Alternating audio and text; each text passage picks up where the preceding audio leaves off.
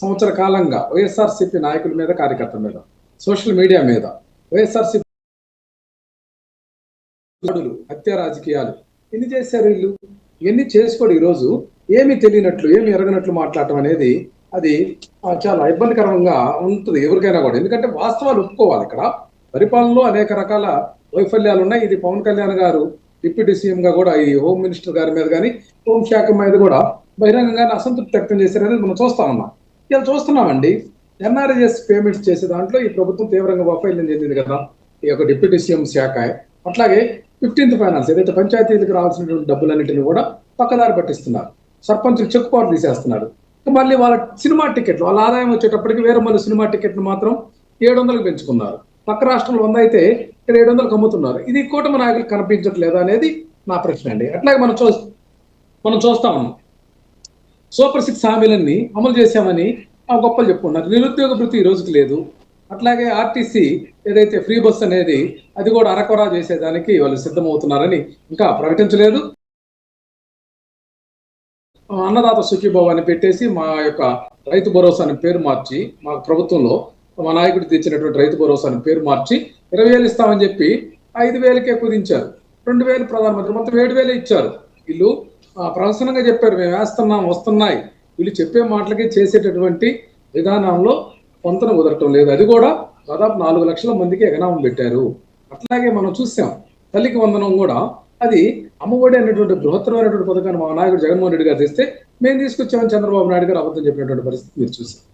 దాన్ని కూడా లబ్ధిదారుల యొక్క సంఖ్యను చాలా తగ్గించారు. అట్లాగే పెన్షన్లలో కూడా కోతలు ఈ మధ్య చూస్తున్నామండి.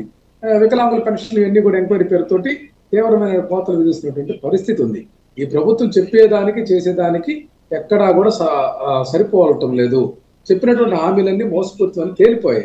ఈ సందర్భంగానే మా నాయకుడు జగన్మోహన్ రెడ్డి గారు ఈరోజు ఏదైతే కృష్ణా గుంటూరు జిల్లాల లీగల్ సెల్ నాయకులతోటి సమావేశమై మనం ఇక్కడి నుంచి అప్రమత్తంగా ఉండాలి.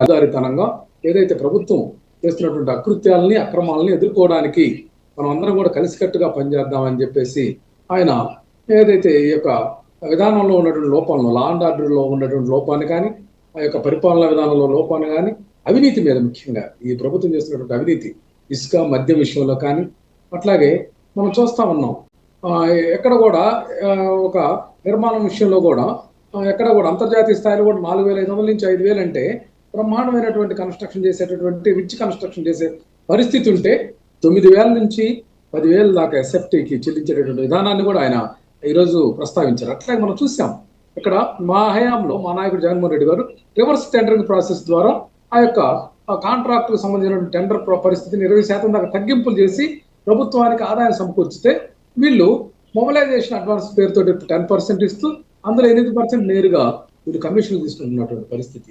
మద్యం పాలసీలో కూడా మనం చూసాం. సెబ్ను ఎందుకు రద్దు చేశారు? అర్థం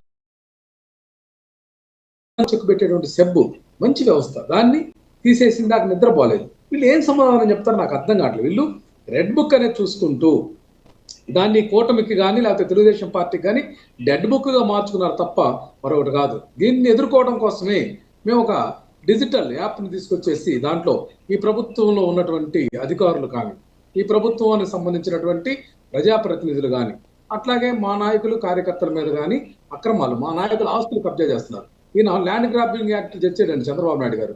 ఎక్కడన్నా కేసులు నమోదు చేశారండి?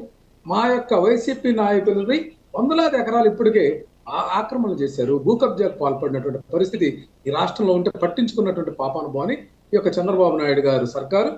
మనం సినిమా సెట్టింగ్ లాగా చూసాం. మనం ఈ మధ్య మన పెన్షన్ పంపిణీ చేయడానికి ఆటోలో ప్రయాణం చేసినటువంటి విధానం, ఈ మధ్యనే మన అన్నదాత సుఖీభావ పేరుతోటి ఆ ప్రోగ్రాం లాంచ్ చేయడానికి దర్శి నియోజకవర్గంలో సినిమా సెట్టింగ్ లాగా మంచాలు పెట్టి చేయటం,